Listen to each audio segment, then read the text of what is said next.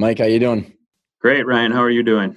Doing good. I'm excited to have you on the show for way more than one reason because your background, what you do is going to be extremely exciting for a lot of people because I think this whole hiring of a president, GM, integrator, whatever name you want to call it, is near and dear to a lot of people's hearts and has a lot of ambiguity and scary things that are tied to it. But also, I've tried to give people on the show, honestly, for years that have specialized in this. And then I met you. Oh gosh, it was in 2019, so we can say that. And you just have a very unique niche that you're targeting. I'm super excited because of so many of values aligned from both of our companies and what we're trying to do. So let's maybe start back and, what do you do? And then how the heck did you get into the recruiting space? Sure. Like a lot of people in the recruiting space, I didn't come out of school thinking that I wanted to be a headhunter. I sort of fell into it. And so I've been in recruiting one way or another my whole career, which is about 30 years now. And so started with an engineering recruiting firm and then moved into an HR role where I supported and did recruiting for technical folks on the IT side. And then ultimately went out and joined a third-party recruiting company. And I was there for about 7 years before I started Keystone. And at Keystone, we recruit senior executives for privately held companies. So we exclusively work with privately held companies, and we kind of say in that small to mid-market range, which is anywhere from maybe 10 million in revenue to a couple 300 million in revenue, which is fairly broad, but that kind of covers the water in terms of those privately held companies out there. And we help those companies hire the most senior level people. So either the CEO or position reporting directly to it. And then explain to the audience your target, because when when we got introduced and I went to your website, I was like, oh my gosh. And then you and I had lunch and I think it lasted twice as long as it was supposed to because of all the people that we know and kind of the places that we're playing, because I think it's going to resonate a lot with the audience who naturally falls into a lot of these buckets. Sure. So one of the things when we started the business, Ryan, back in 2002, I started with a partner and he has since retired. But when we started the company, we really wanted to be better than anybody else around the cultural fit piece. And we took a process around core values and really layered that over the traditional search process. And in doing so, that really led us to privately held companies that cared about their culture and about, tying in core values into their hiring process. We did that for a number of years, and then kind of start to realize where we really could play well and where we really enjoyed working. We're in a couple of spaces, so we created a couple of specialty practices. One working with ESOPs, because ESOPs are very focused on culture, making sure they get that culture fit right, and then also working with companies who are using EOS or Traction, and we work with both of those channels on a nationwide basis. So that's how we've kind of focused the business here in the last few years. But we've always worked with those privately held companies. Well, I love it because a big advocate for EOS and Traction, and then also with the ESOP. So I think you and I talked about Jack Stack, the Great Game of Business, and Dave Deal and Small Giants, and it was like, okay, there's a lot to be said here, and maybe I can I'll tee up because I think we're going to be covering compensation, cultural fit. Do you have an integrator within? There's a lot of things that I think you and I can talk about that are going to resonate with the listeners.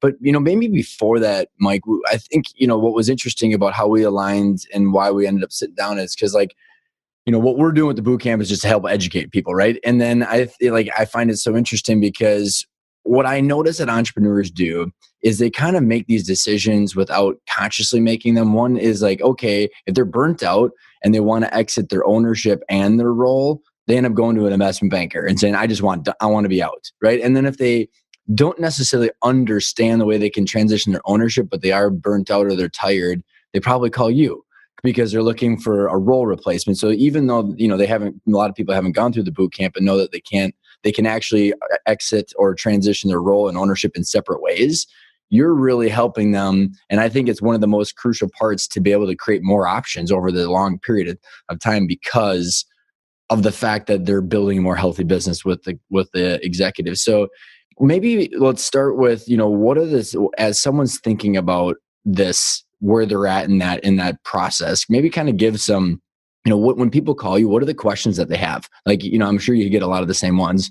Sure. Yeah, that's get a lot of different types of questions, but there are some typical ones that we get. And I guess I would go back to, one of the things you said in there, Ryan, that was really, I thought, important was, kind of creating that plan, right? That sort of entrepreneurs a lot of times will, work for a number of years in the business, and then all of a sudden it's kind of like, oh my gosh, I probably need to figure out an exit, and they haven't really thought about, what those options are, and because they haven't taken the time to think about that, they sort of are limiting their options in some ways, waiting for something to happen to them, and instead of sort of planning it out. So, the questions that we get a lot of times in those scenarios are, hey, the entrepreneur will say, I'm burned out with the day to day. I just can't do it anymore. I'm not sure I want to sell the business just yet, but I just can't do what I'm doing anymore. Or, I have a family member in the business, but they're not ready to run the business yet, and I don't want to sell, but at the same time, I just can't keep doing what I'm doing. Or we've had situations where, that entrepreneur will say, well, I'm ready to sell the business, and I went out there and I tried, but I got a lot of feedback that, we need to have a stronger management team, or we need to have more of a turnkey operation because I'm too tied to the business. And so, how do I handle those kind of things? So there's, lots of different flavors underneath that, but those are kind of the things that we hear over and over again. So like when you're sitting there, and if the listener's been in that position or sees himself looking at those kind of situations down the road, we're like, okay, I mean, and again, regardless of whether you want to or not, this is just good business, and it makes it more fun to own your own company. And I think, the challenges that I think we're going to be able to touch on are like, how do I do this? How do I afford it? Is it a good cultural fit? First of all, like, I don't want to hire someone that just destroys my culture, because just the amount of work it takes to hire someone, go through all that, and then have it go wrong is so high and it's painful. I've been through it, right? Like next thing you know, you wake up and it's 24 months later and you have lost more money and gone through more headaches than you would have otherwise. So where do you start? Like in this entire process, if someone says, okay, let's take, because maybe for the rest of the podcast, Mike, we can say, we're taking the third party sale off the table right now, because we don't have to talk about that, because that's eventually that might happen. But we'll talk about, the listener needs to hire someone to build the value, to create more options, whether it's an ESOP, family transition, whatever it might be. Where do you even start with this whole process? Yeah, where we like to start, Ryan, is, one of the other things about entrepreneurs, I think, are amazing people, right? Unbelievable, some of the entrepreneurs that I've been able to work with and meet, and how smart they are and capable they are.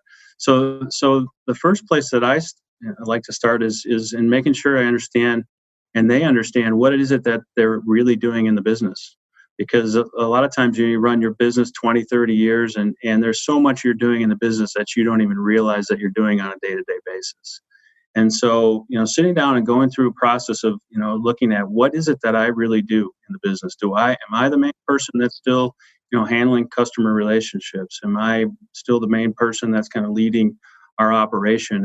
What pieces of the business that if I left tomorrow really need to be filled? And that might sound silly, but again, when you've been doing it for so many years and you're so good at it, you don't even really realize all the things you're doing until you kind of sit down and take inventory of that.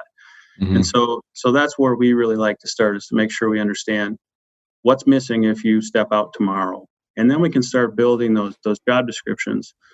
Sometimes that's, not one person that we can say can do all these things. There's sometimes those things have to be handed off to some team members that you already have today. And then maybe, there are other components that you really would want in an outside president or CEO to come in and take some of that over.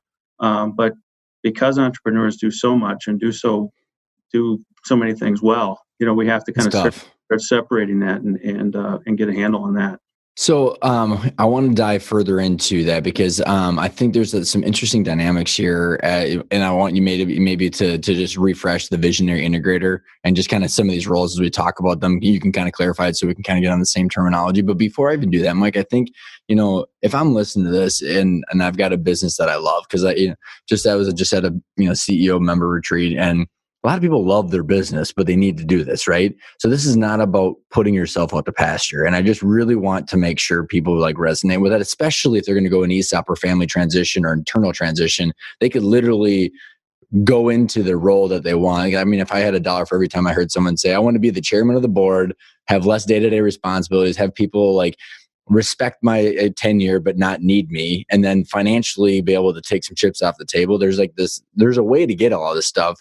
But I think when you're looking at replacing yourself, depending on which route you eventually go, it's like there's the visionary integrator. And are you replacing your visionary side, or are you replacing your day-to-day technical side with an integrator? Because I think that if you have too much operational and you leave the magic of the visionary aside, things can implode, which I think a lot of people will also see. So that maybe kind of, I don't know if that tees up and you can kind of explain the roles and identifying what are you trying to replace. Sure. So if you put it in kind of that EOS language, we talk about the visionary and the integrator. The visionary is that person that's creating the big plans, the long range strategies. Where are we trying to take this business? And entrepreneurs are generally really good at that, and they're good at that continually until they usually will get to a point where they can kind of get stuck because they're getting pulled into things that that they're not as good at on that operational side or the technical side.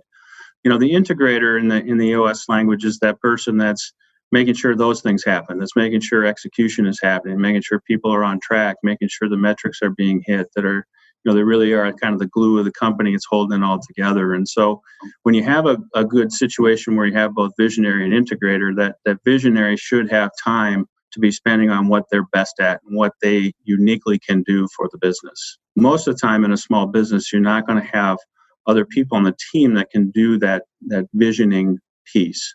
And so freeing that visionary CEO, entrepreneur, whatever you want to call it, up to be able to do those things, to really look at how are we going to 5x or 10x this business is really, really, positive and important to take those next steps. Well, and don't you think it's important too, if you think about this is where you have to kind of think about the end in mind, because if you're going to eventually sell to a third party, you might not have to replace the visionary side of you, right? Because some private equity firm or some strategic buyer is going to probably fulfill that role. Versus if you're going to do, an ESOP or a family transition or something, you're going to have to replace that visionary part of you if you're the visionary. So it's not just some COO or CFO that you're trying to hire. You're going to need to have someone else that looks forward. So how do you balance those kind of questions, Mike, as you're going through this and kind of bubbling to the top of what is it that we're looking for?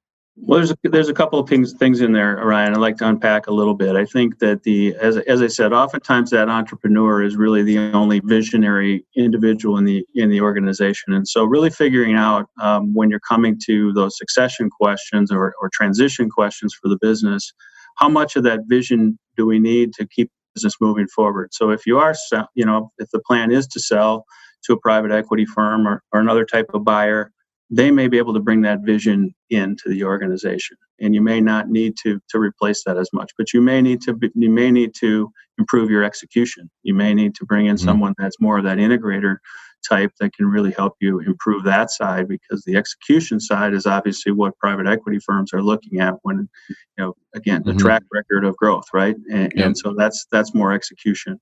If your plan is to stay with the business and grow the business over time, if you're kind of stepping away from the day-to-day and like you said, moving into a chairman of the board role or what have you, you can still play some of that visionary role and bring in a strong executor, leader in that integrator role or president type of role that can then move the organization forward, and you can still be providing some of that long-term vision if you want to. Mm-hmm.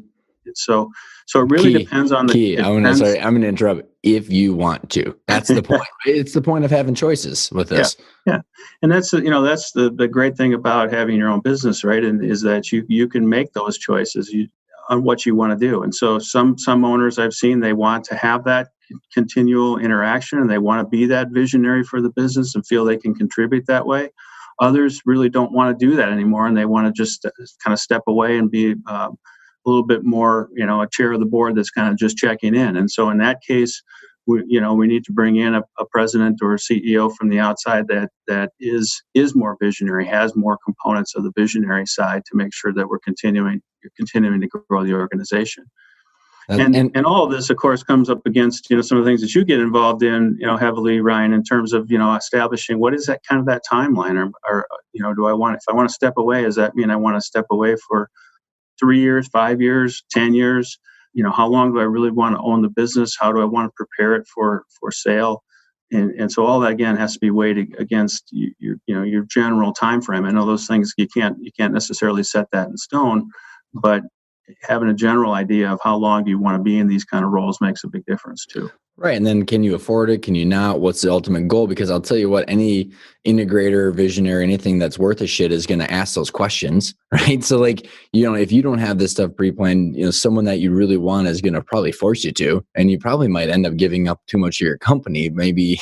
And we can talk about compensation at some point, but like, understanding whether you want to sell to a third party or do it in transition, you could do it like 10 years from now, but you just having that understanding, well, let's go back to like kind of the sequence of events. Like if I'm sitting there going, okay, I get it. I do want to learn some more information here.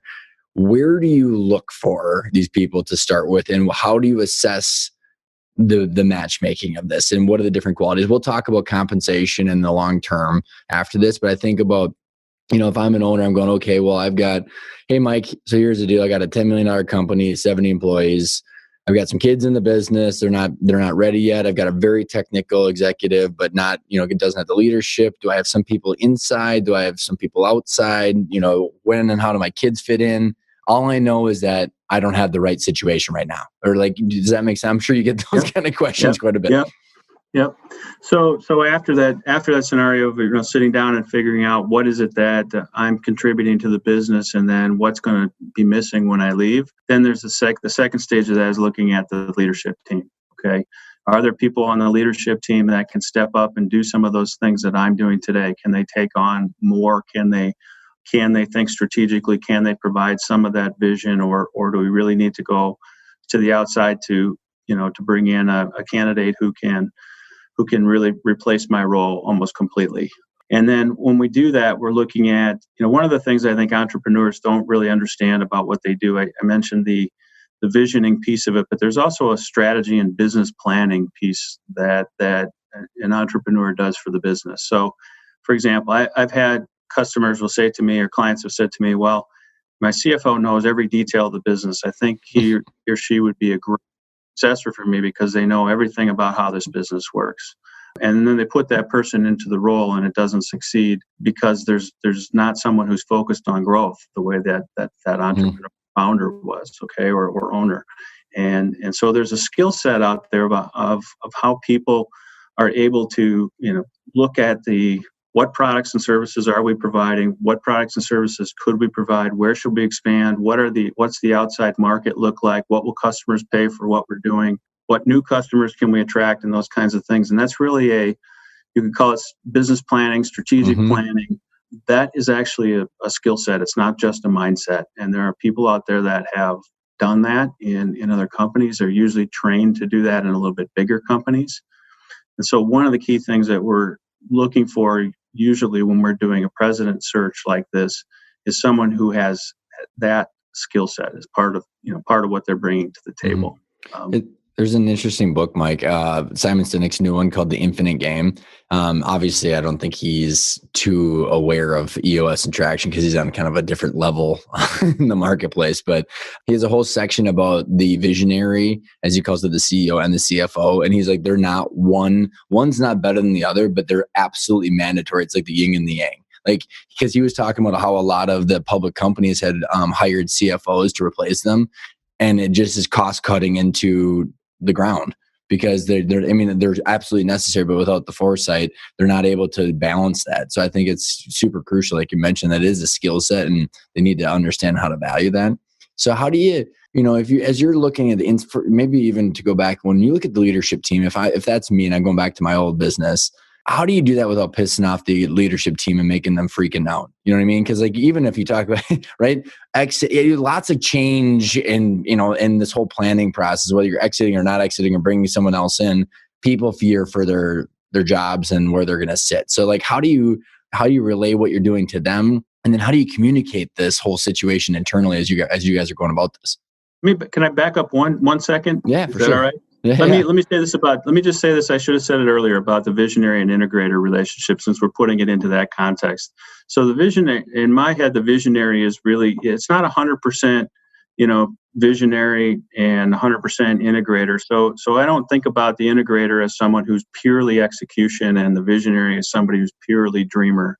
I think about them as a blend. You're kind of getting at that a little bit, but if it's you really can't have a strong visionary integrator relationship there if that integrator doesn't have some vision and some strategic capability. And you really can't have a visionary that's just totally off in the clouds all the time without being able to understand the integration side somewhat. Maybe it's 70-30 each way, that the integrator's 70% execution, 30% vision, and the visionary is the opposite. But you have to have a fairly high level individual. Yes, you have to have a pretty high level individual in that integrator role as well as the visionary. And it's like a marriage, right, Mike? I mean, like I look at like what my partner Pat and I are, it takes that kind of chemistry, which I think throws a whole other dynamic, which I think we're getting to, of like how you're essentially a matchmaker, right? So not only for skill sets and like the forward growth of the company, but also the fact that on paper, you can have two people that look amazing and they absolutely hate each other. So like, right. I mean, there's a lot to it. Yeah, absolutely. I think the question before I made you back up there was about how do you get the team prepared for this, and because people are genuinely nervous when these things are going on, and that's absolutely true, and they should be. I mean, this is, especially if they're good, loyal employees, they should be a little bit nervous when these kind of things are happening. So the way that we've addressed that is, like anything, what we found is that the best way to handle these situations is to be open and honest and to have a plan. Right? Now, you can't share everything, obviously, with employees at all levels of the organization. But when you go through some of this planning in terms of what do I do for the business, what do I think maybe my time frames are on succession and transition, employees appreciate when you can share that kind of information, right? People want to know, where are we going and how are we going to get there? That's the thing that's going to make them feel the most comfortable. And I found that sometimes CEOs or owners will, they're sort of afraid to tell the team because they're afraid they're going to get nervous. And, it's like, come on, guys, you're getting to the age where everybody's, if you don't fill in the information on what's happening, you make up the worst, right? I mean, it's not a surprise that when you're 65, 70 years old, that you're starting to think about, your transition out of the business. So being able to share with them that you have a plan and that you're working a plan, and you don't have to be able to show that you have exact dates in place or names of who will take over what or whatever, but knowing that you have a plan in place and that you're working that plan is the way to keep people on the team and keep them happy and engaged. So how do you start assessing the company, the culture, the roles, whether there's current leadership team that may or may not fit, and then the outside? Like, how do you start? Like, what are the tactical or like mechanical ways that you're doing this? Because maybe you can kind of give the audience some stats. Because I mean, you've gone through, you've seen a lot, right? So like, I know from talking to you in our interaction that humans in these roles are like products to you, right? So you could almost instantly you could probably see it, but like, how do you take the magic of what Mike, and your skill sets and make it tangible for your clients and the different situations? Sure. So we mentioned before that we spend time with the owner and really get clear on where they want to go, what their plan is, and what they're contributing to the business. Then it's about spending time with the leadership team members and really looking at what function of the business are they leading, and then are they capable, looking at their capabilities against kind of the size of the business where it is today and the size of the business where you want to go. So, in that finance function, in that operations function, that sales function, marketing function, really understanding kind of what are they bringing to the table. A lot of times what we find, again, to put it back into some of the EOS language, is that the owner entrepreneur is really taking partial accountability for some of the functions. Maybe they've got a person who's leading sales, but really they're kind of accountable for sales. The owner's kind of accountable for sales, or same in operations or in finance, and really getting a solid understanding on who's truly got accountability for what's going on in that piece of the business. Now, through our experience, and I've been doing this long enough that I've kind of gotten to the point where I know sort of what the skill sets are for a $10 million business CFO versus a $25 million business CFO versus a $100 million business CFO. And so we can kind of plot, where those skill sets come in, and sort of look at that potential. Can they take on more or not? So, there's not a silver bullet here, there's not a magic answer, but it's about spending time with the team and really putting that against where does the owner really want to take the business? What's the plan for the business? And then can the team get us there? And again, what we often find is that it's not necessarily one thing. It might be that certain people on the team can step up and take on certain pieces, and we still have to go out and get a president to fill in the rest. But we're always doing it with that future look. I don't think I've met an owner who says, they want to do this and says, but I also just want to stay where we are, right? That doesn't make sense. So if we're 20 million today, we want to be, by the time I do sell, I want to be 30 or 40. It's not that I want to just tread water for the next 5 or 10 years. In that exact specific situation too, Mike, which makes a bunch of sense, right? Because people want to keep growing, no matter what's going to happen, they want it, whether it's their legacy or they're part of it, chairman, doesn't matter. They want that, right? So one challenge that we had, and that I've seen our clients go through, is people hire from the down up. So if you're a $20 million company, you hire someone that is either internally that's never ran a $20 million company and or has never seen a $50 million company. So one, can't remember who if it was a book or where it came from, but it was like, always hire down. Right? Did I say that right? So like if you have a $50 million company, I want to hire, if I got a $20 million company, I should have hired you because you've already been there. You've already seen it. You get it. But so many times, if it's your internal team, they've never been where you're trying to go. So what are the chances of actually hiring from within? And then how do you avoid, or how do you deal with that situation? Yeah, there are certainly times where you can hire within, and I'm a big believer that when you realistically can, that you should, because because you're going to be able to know that person fits your culture and your core values better than it. But what I see more often than not is that a mistake will be made in hiring from within, assuming that the person can take on more, assuming that they know, what 50 million looks like. And that's not always the case. Like you said, if they've spent their whole career in a sub $20 million a year company, it's unlikely that they know what kind of infrastructure and scale it takes to run a $50 million a year company. And there are people that have that capability. There are people that are smart enough to be able to do that and kind of pick it up along the way. But I don't see that real often. And so more often I'll see a mistake being made hiring somebody internal for the right reasons. Assuming, but for the right reasons, and that they do fit the core values and the culture. But I'm assuming there's if you actually were conscious of this, you could send them to a peer group like Vistage or something local or EO or whatever it might be, and or go throw them to an MBA. There's things that you could do to backfill their knowledge and give them mentors. If you knew it, right, and versus just assuming. Yeah, absolutely. And that requires that you know that these people are someone that you want to develop and you think you can develop in advance of your transition, right? And that again, another mistake that we see is sometimes that founder owner doesn't think of these things until it's time to make the transition, right? Until they're so frustrated that they can't deal with it anymore, or something happens physically or health issue or what have you. And then all of a sudden we're in a place where we have to move quickly. So, thinking further out, which is really what I appreciate about your boot camp, Ryan, and what you're doing, is that helping owners think further out about these issues and who do we really have on the team that can step up and do more, and get them into groups like Vistage and other peer roundtable groups, and get them some outside training and those kind of things, and have the time to see, are they really going to be able to adapt to that or not, is a big piece of this. It kind of comes back to planning. How many times have you seen someone try and just come to you in a last ditch because they're so burnt out and they're just like, oh, come on, Mike, just validate my senior leadership team that they can do it, just because they just want to be done. And or just to validate some candidate that they've got there because they're not willing to do the hard work? Quite often. Yeah. Well, let's unfold it. What happens when that happens? Well, unfortunately, what happens when that happens is that generally the recommendation is going to come back that this person probably isn't ready, or that you probably don't have somebody ready on the team.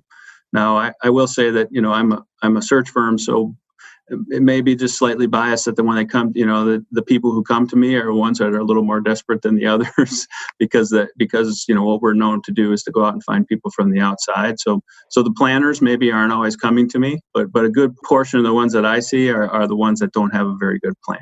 Or that someone that did they try to do it themselves and then they come back. Yes, we have seen that as well, where they did try for a period of years to move someone from the inside, and it was something that they just realized that this person just didn't have the what it took to really step up to that next level, and then come to us at that point too. So let's say that I'm just kind of going through the mental journey of getting someone like, okay, I get it. I know I need to go down this route. There's some assessment going on for internal, may or may not happen. But let's say, okay, the third party or the third outside parties that I need to get involved are kind of the route. Maybe I'll tee it up, and then I want you to kind of go through the mental obstacles that these people are going to have, that these owners deal with as they go through this process. But maybe I'll just address the financial side, because I think we spend a lot of time there, is knowing that they're going to have to hire someone, right? This is going to be a nice hefty 6-figure salary. And just kind of because it's the motto of our boot camp is quit thinking about annual profit over long-term value creation, right? Like, I've had people on the private equity firms or family office that say, if they don't have a good executive team, there is no deal. It's not just a multiple expansion. It's just there is no deal because there's no one there. So if you're going to hire someone, it's going to impact your income, potentially out of distributions or whatever it is, but it's going to create a more valuable company long-term. So I think if we can just set the stage that that's how someone that's listening has to think about this. And if they're struggling for income, and to hire another, $100,000, $200,000 salary on it breaks the entire equation, that might be something they need to address right off the bat, right? I mean, so maybe you can give your notes on that. And then as someone's going through this, what are challenges that you've seen when that's maybe not been addressed up front? So if I'm understanding your question, I want to make sure I understand your question, Ryan.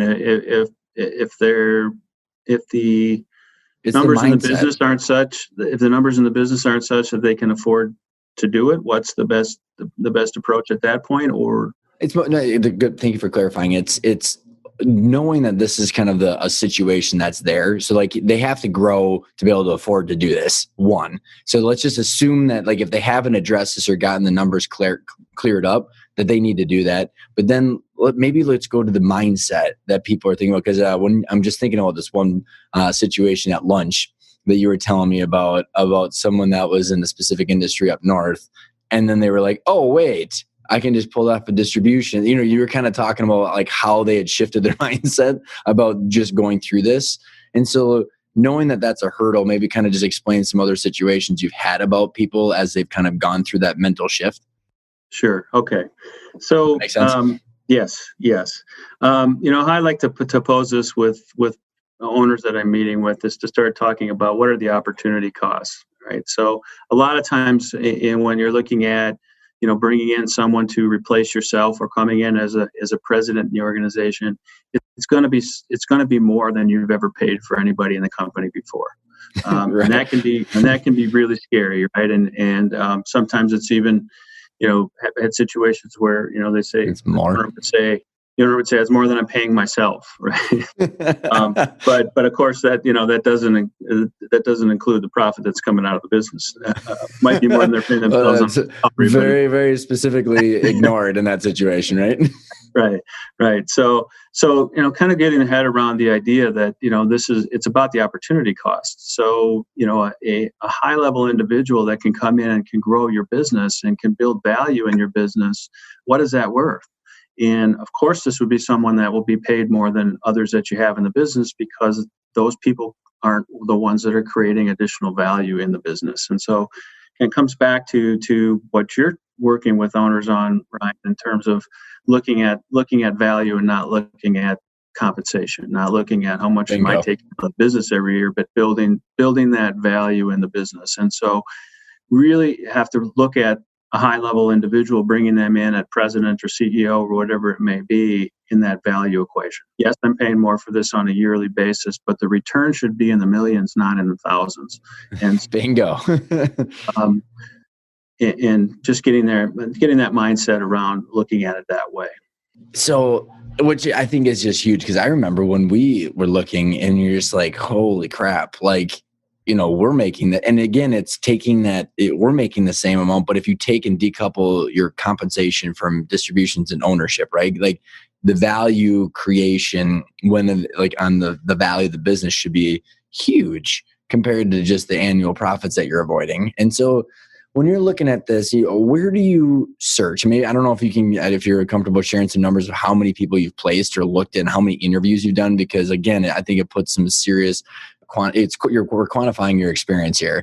And then like, where do you go find these people? And like, are you going to public companies, going to other privately held companies? Like, how does this even happen when you're out looking in the outside marketplace? Sure. So I'm glad to share the numbers with you that I can. We've done over my career, I've done hundreds, probably into the thousands of successful searches. I tried to figure out how many interviews I've done in my career. I tried to figure this out a year ago. Good luck, right? I came somewhere around the 12,000 number, which I don't know if I'm proud of that or I'm not proud of that, but it's a lot. Let's put it that way. But as far as where do we go to find these individuals, it is a little bit, depends on the company, the size of the organization, what the goals are for the owner, what the transition plans are, and so forth. But some general rules of thumb is that, going back to what we talked about before, we want to bring in somebody that has seen where you want to go. So if you're a $20 million a year company and your goal is to be a $50 million a year company, we want to bring in somebody that knows what 50 million looks like. So they've at least spent a portion of their career in a larger company than you are. Now there's some limits to that. I mean, for someone that's coming into a $20 million company, we don't want to necessarily bring in somebody that spent their whole career in the $3 billion company, because there's some things that come with spending your career in a huge company your whole life that could be a negative coming into a smaller organization, as you might imagine. Mm-hmm. So what we're looking for there is we're looking for someone that understands where you want to go and has probably been successful in some bigger companies and some other mid-sized companies, that they've proven in their career that maybe they started at the Fortune 500 company, got some good training there, spent 10 years there, then went into a mid-sized privately held company and had good success there, and now they're looking for their third or fourth gig in their career, and they want to take that ride again. They want to help take a company from 20 to 50 because that was fun for them. Mm-hmm. So that's kind of some general things that we're looking for. But then, underneath that, obviously, the industry matters. The core values of the individual matter a ton. There are a lot of other things that we're looking at there for that individual right fit.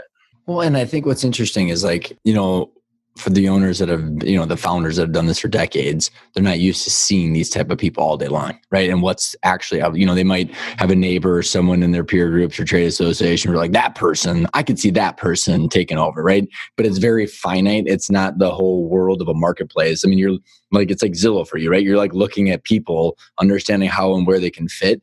So like, what are the biggest misnomers that entrepreneurs have about this hiring a president or whatever, the title that you want to debunk right now? Because you probably get a lot of the same stuff, whether I need them to be in my industry, I need them to be in this pay, or what, like this kind of like whatever it is. What are some of the biggest things that you think people should start breaking through in their own mind for the myth, so that way they can open up to this world? Yeah.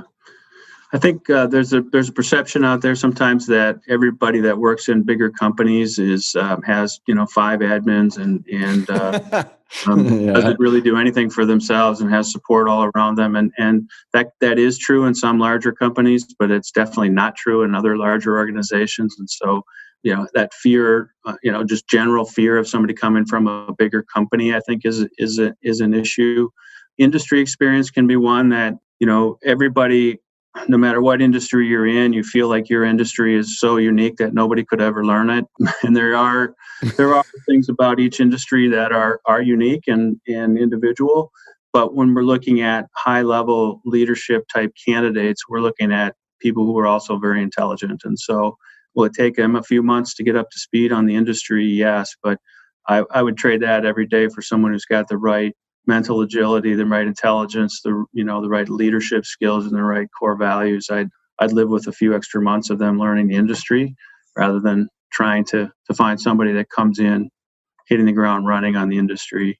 Those are two of the biggest that we deal with all the time, and sometimes it's hard for owners to really understand kind of what we're talking about there until we bring some candidates to them and they can see it and really get in front of a live person and see that ability, that mental agility, and how they could come in and learn, and how the industry they're coming from is similar in a lot of ways to the industry that they're in.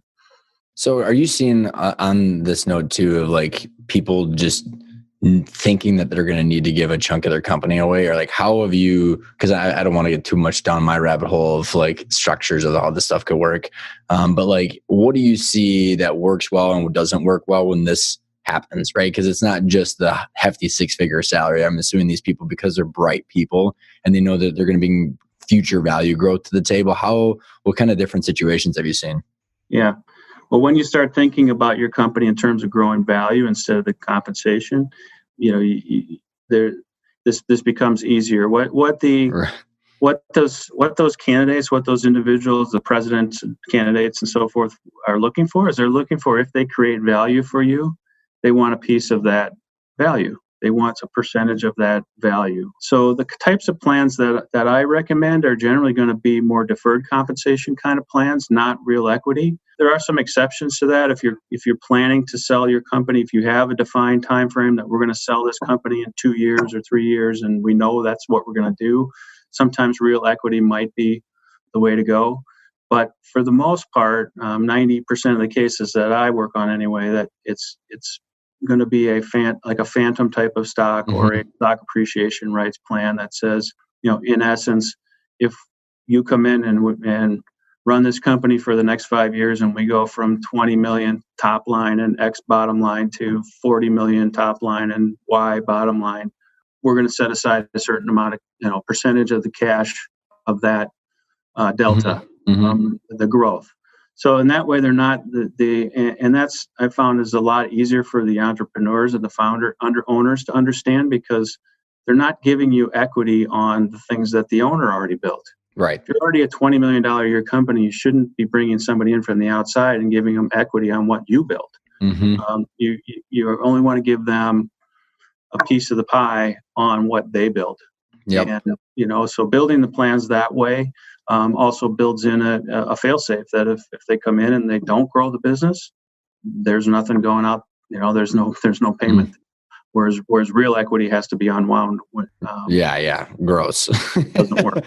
Well, and I think you bring up a couple good points, because you have to understand, you have to shift your mindset towards valuation and value growth, right? I mean, if you're tracking, you got to have good data and all the stuff that you have to have set up ahead of time before this can actually be legit, because someone's got to be able to trust how you're valuing it. And then again, you can tie these comp plans that you're talking to a triggering event, whether it is an ESOP or whether it is a private equity or third party. You can tie it to that and above and beyond evaluation, so it's not just top and bottom line too. And I think, I don't know what I mean. I think one note for the listeners too is you can do the same stuff for internal executives, right? So you should be able to treat them the same way if you do it right with the right expectations, right? I mean, you should be able to do all the same stuff instead of treating them differently, which I do see a lot. Yeah, and actually that happens most often, Ryan, is that when we place a new president or a new CEO or whatever it is, that we may be making a suggestion to them that this is the time to put in that long-term compensation, that deferred compensation plan, but don't just put it in for that president, put it in for your leadership team now. Because if you're stepping out of the business, it's not wholly incumbent upon that president to take the company to the next level. They're going to need help as well. And so putting that plan across the leadership team with different triggers and different percentages and so forth, the way those can be built with a lot of different triggers in them. But building it for the whole team, a whole leadership team at least, makes a ton of sense. Yeah, because you want to incentivize all of them to grow the business while you are doing what you want to do, whether you're becoming the chair of the board or you're on a beach somewhere. So as you because I want to make sure I want to put a pin in this, because I want to make sure we go back and talk about the cultural fit versus the skill set and how to weigh those two when you're hiring a third party outsider. But before we do that, I just had a random thought that I was curious if you dealt with. Go back to my situation where so there was my dad and me, right? And I was probably a little bit different because I was forced, and kind of like I ended up running a lot of the operations in day to day when I was in my mid-20s, where there might be some families where the kids are not capable just yet, or haven't had the right, mine was just a battle, so I learned the hard way.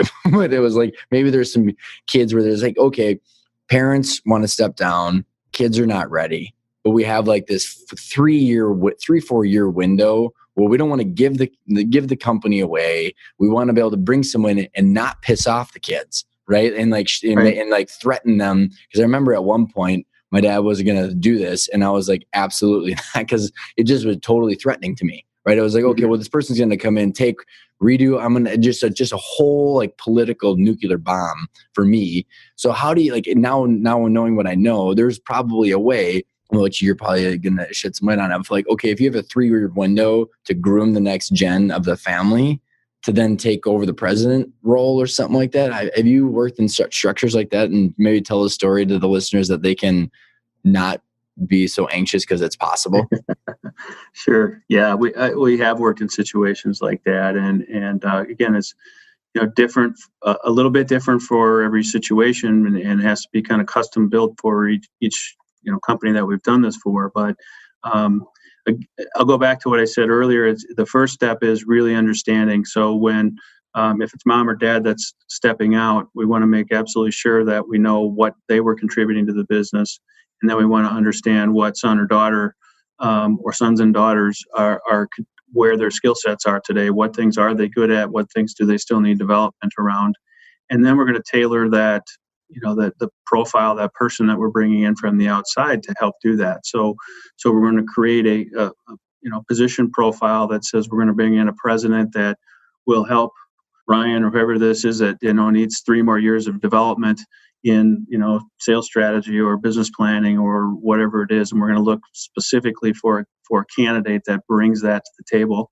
And then we're going to create, really it becomes then comes down to sort of a performance appraisal piece that, on the front end, we're telling these president candidates that one of the big things of your job over the next 3 years is that you need to help Ryan develop into this. And the plan here is that we would like to keep the business in the family. And so one of your things you're going to be measured on over the next 3 years is how well you're developing son or daughter to be prepared for this 3 years from now. Isn't it so cool? Like, I mean, it just showing that it is possible, right? Like, I mean, I think so many times, that I personally know a couple people from college that have big family businesses, and they didn't do this, Mike. And so they're about to sell the company. I'm going to watch generational wealth just get dissipated through taxes and all this other shit because they didn't do this hard work. It's just such a shame. I mean, it's like the kids could have taken it off. They're not capable because, the people that I know, they're salespeople, right? So they're dealing with huge books of businesses, making lots of money, but they're not capable of doing the executive stuff. And so it's like so the parents are burnt out, and they're going to go sell it when they don't have to, and they just have no idea that this is an option. Right. And building building those packages, the long-term comp piece that we were talking about, to reflect that as well. So if you succeed in 3 years in preparing son to run the company, this is what we know you're going to have to then be out looking for another job, or maybe you're ready to retire. So, but if you're successful in doing so, we're going to give you a chunk of a piece of the pie for what you created while you're here for that 3 years and getting us toward our goal. And so those, putting those carrots in there for them to do then what you want them to do. Well, and when think about it, Mike, what you and I now know, because from you coming through the boot camp, like in that situation, the owner, who then has some time to think for probably the first time in a while, can say, hey, maybe we could figure out some sort of financing package for the second generation or third generation, or we could march towards an ESOP as we build the management team, then do an ESOP where that president that you hired might have some sort of phantom stock plan to get part of the ESOP along with the whole family, and or package it up to sell to a private equity firm where next generation will be able to then use someone else's money to take it to the next one. I mean, so many options if you build out the management team correctly to do the things that you want to. It just it takes work to think about it. Yeah, the amazing thing is that when you do the planning and when you do the hard work of as I said, kind of evaluating where you are, where you want to go, putting a plan together, all of a sudden other options open up, right? So let's just say maybe in 3 years, Sun isn't ready, but then you have a better performing company that's more attractive to outside buyers. And so maybe at that point, Sun says, I don't want the business anymore, or let's sell it. Or I want to be part of an ESOP. Let's sell it to an ESOP, and I'll continue to work in my role, and maybe I become the CEO of the ESOP down the road. So, options. I always look at this as the more planning you can do, the more options you're going to have when that time comes. And the more options, the better, right? So then, totally agree, obviously. But when you think about, so if I'm sitting there and I'm trying to replace myself, and I've got third-party candidates from you, and I've got some kick-ass people on paper, right? Like done this, ran an $80 million P&L, turned this around, did that MBA, up big downsized companies, you name it. How do you assess what's on paper and the excitement that probably the owners have of like trying to replace themselves? And they could probably see for the first time, like it's possible to back away from the day-to-day. How do you balance that excitement of the skill set with the core values and culture and things that are going to have to be there? Because there's going to be an X and Y axis graph that has got the pros and cons of both sides. Yeah, as you're alluding to it here already. There's a lot of talented people out there, certainly, that can do what you want it done. The important thing is, though, are they going to get there the way you want them to get there? How many dead bodies are they going to leave in their wake? Right? And so, our approach on that is that we want to tie in the core values and the culture piece right from the beginning. I wish I could tell you it's an exact science. It's still part art, part science. But the way that we try to make it more scientific is that we really look at the core values of the first of all, the owner of the business, because that owner of the business is the one who is ultimately rewarding, tolerating, punishing behaviors on a day-to-day basis if they're active in the business. So what are their core values? And usually what we see is their core values kind of dictate a big chunk of the culture, because if people aren't doing what the owner wants done, they're not generally going to stick around, right? Mm-hmm. So that's how we look at we get a big piece of it. The other part of it the rest of it we believe comes from the leadership team that you have in place. Sometimes on your leadership team you can have an individual that's been there for whatever reason for a long time that maybe does have a different set of core values that's sort of disconnected from the rest of the organization, and we need to really understand what are the core values of that individual. And maybe this is why you always had problem with your sales piece of the business or your operations piece of the business or whatever, because you have someone who's not aligned around your core values on your leadership team. So we want to make sure we understand that, and then get everybody kind of coalesced around what is that core values profile we're looking for in these outside candidates. Mm-hmm. We have a tool that we use there that helps us, but it's not the tool that gets us there 100%. It's really in the discussions and tying into our interview process. We also use that tool then when we're interviewing candidates and doing screening interviews to really get to the individual's core values. And it doesn't come down again to a scientific 80% match or 90% match, but what we do find is that we're looking for those red flag areas. Mm-hmm.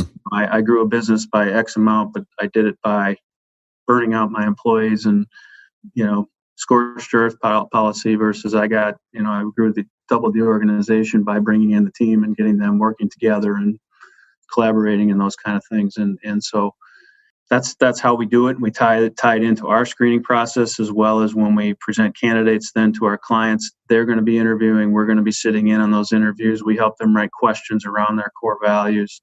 We make sure that as they're interviewing those candidates, they're asking the core values questions along with the skill set questions. Well, in this specific skill set that you guys have in this is like, I think I don't know where it's like, if you understand the technical stuff that you need, then you can I don't know if I'm going to articulate this right way, is like, then you can ignore it and then focus on this person that's sitting in front of you. Right? Because we've already validated, the comp plan, all the stuff that we've talked about thus far, right? And say, okay, we've got all this. How is Mike as an individual? Does he tell the truth? Does he not tell the truth? How did he do it? That's the hard part, right? Is because if you're trying to figure out all the technical stuff while you're looking at the person, you're going to miss all those red flags And and I think it's having those two things in balance that's unbelievably important, because the more you can focus on the person, and people lie a lot, right? I mean, you've probably got some interesting stories.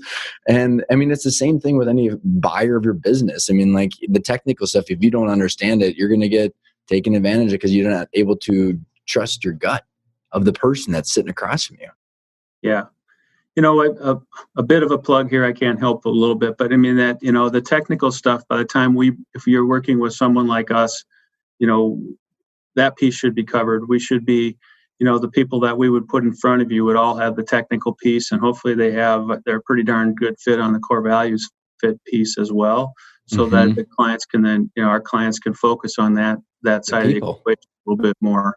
When you're conducting a search on your own and you haven't ever hired a president before, you do have to wade through and figure out, what does a president do? What are the skill sets? What are the technical skill sets we're looking for? And be good on that side of the equation in your interviews, as well as the core values piece. And you also have to be able to go out there and attract these presidents away from where they are today. And you have to be able to tell a coherent story on where you're trying to take your business and attract them in. And that's something that most small companies, mid-sized companies, don't have the capability inside to reach out to 200 people and tell the story 200 times like we do. Oh my gosh, right? And not be so exhausted doing it. Because they say there are definitely people out there that are looking for these kind of opportunities, but they're not just walking around. They're not just out there wandering around for a job. They're generally successful somewhere else, and there's something unique about your company that would really excite them, but they're not reaching out to you. So in that situation, Mike, which I think you bring up a really good point, is what can people do, and what are the different features and benefits, I mean, for the lack of a better term, of a company that these high demand presidents and integrators are going to want? So what can someone do before they obviously, as you're probably going to help them, but there's probably things that they can do before they hire you, right? Focus on the business for website or financials, or so what are the things that you see that these people that you're reaching out to, they're not a fit, not going to do it, totally discredits the company? Mm-hmm.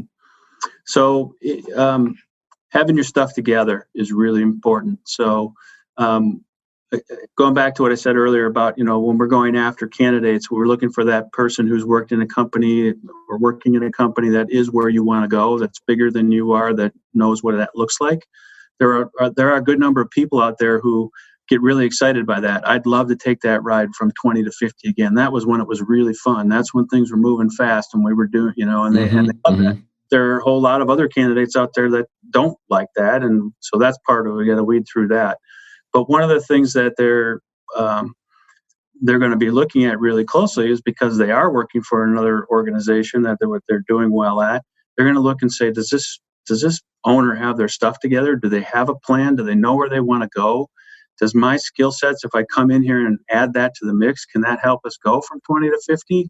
Or am I going to have to be dealing with an owner that's, flying off the handle every day and kind of crazy and doesn't have an idea on where the business needs to go? And they can bring some of that to the table too. I mean, they can bring that business planning to the table, but they have to know that the owner wants to go there, is capitalized well enough to go there. They'll look at it from a standpoint of, if we plug my skill set in here, can we really make that ride? And so I love that. That's so if there isn't sort of at least a basic plan in place that says, this is, here's what our team is capable of, here's where we think the holes are, here's what we're looking for to fill those holes. If that stuff isn't there and it's just kind of like, well, we want to go to 50 just cause, that candidate's going to say, this isn't realistic. You know what I just absolutely love about that whole phrase that you just said, Mike, is regardless of what you want to do, that's what you need to do with your company. Because if it's a buyer, they're going to you could replace president with buyer in that exact same, that whole comment that you just made, or anybody, a banker or financier or vendor, it's literally just, if you have the idea of how you're going to get and grow value and have a sustainable company, and then you can show everybody else, they're going to trust more of what you believe. I mean, like you're so spot on. That's one of the reasons I really like EOS, because when I am working with an EOS company, and I can not every other president in the world knows what EOS is, but when I can tell them that the company has a VTO, has a 3-year plan, 3-year target, 10-year target, they know what their profitability is. They have those things in place. Gives them a lot more confidence that these guys have their stuff in order, and I'll come in and take a look. And that allows me to attract a lot stronger candidate to the organization than when they say something that's haphazard. Yeah. And it kind of, to tie it all together, is it's you're investing in the business for value creation down the long term. I mean, you will get your money back. You just have to forego some profits today to do that kind of stuff. Right. So as we're wrapping up here, Mike, so if there's someone that's thinking about this, I mean, there's a lot of good takeaways throughout this last hour, but what is the one thing that someone can take away and say, okay, this is how I can explore this, or start to get to an understanding of what this process looks like? What do you think should be the first thing that they should do? Besides just reach out to you, which we'll give you the contact. Yeah, I think it's really just, really to start thinking about what do I really want for my business and what I really want for myself. So it ties into really what a lot of what you do, Ryan, is to really start thinking about those things, because we really shouldn't be talking about, people in seats, presidents, CEOs, CFOs, anything, until you know what you want to do with the business. And when you start to get your arms around, here's what I want for the business, here's what I want for myself. Again, it doesn't have to be, it's going to be 3 years or 5 years, but just getting some general parameters around. Think about it, right? Yeah, just think about it, right? And then from there, just having those conversations. Okay, I think this might be some things I want to consider. Maybe I want to consider an exit to an ESOP. Maybe I want to consider staying in as chairman of the board. Maybe I want to, there's a lot of options there that they can go through that will lead them then to. Okay, here's what we need to do on the people side. We need to find someone inside. We need to train someone. We need to, find someone on the outside. Those are all secondary questions to what are we doing with business. They kind of calibrate into that final goal of what we talk about, the point B, like how are you, what are the different tools and the different, strategies that you need to implement, and it should calibrate itself and make a little bit more sense.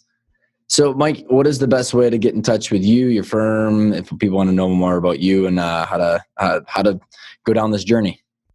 Sure. So people that want to get in touch with us, we're at www.keystonesearch.com. Anybody can look at our website. You can also reach out to us directly at 612-375-8900. And I am glad to talk, and my team is glad to talk to any owners or anyone that's thinking this through in terms of a transition or their talent or their team, or it's not always we do a few things here. We do executive level searches. We get hired obviously to go find somebody on the outside that can come in and do what you need done. We also do evaluations of integrators. So if you think you might have an integrator inside, we can provide an evaluation to tell you whether that person is capable or not. And then we do evaluations of teams as well to tell you, give you a sense on, is there someone on the team that can step up and take over some larger roles. But the answer isn't always in those three things. And I'm always glad to talk with owners and just talk through with them what they're thinking they want to do with their business. And a lot of times it doesn't include our services. So I'm always glad to have those conversations. Well, I appreciate you coming on and having the conversations with me and the listeners, because this is a conversation and an interview I wish I would have been able to listen to 8 years ago when it changed our trajectory. So appreciate you coming on the show, Mike. Thanks, Ryan. It's been a lot of fun.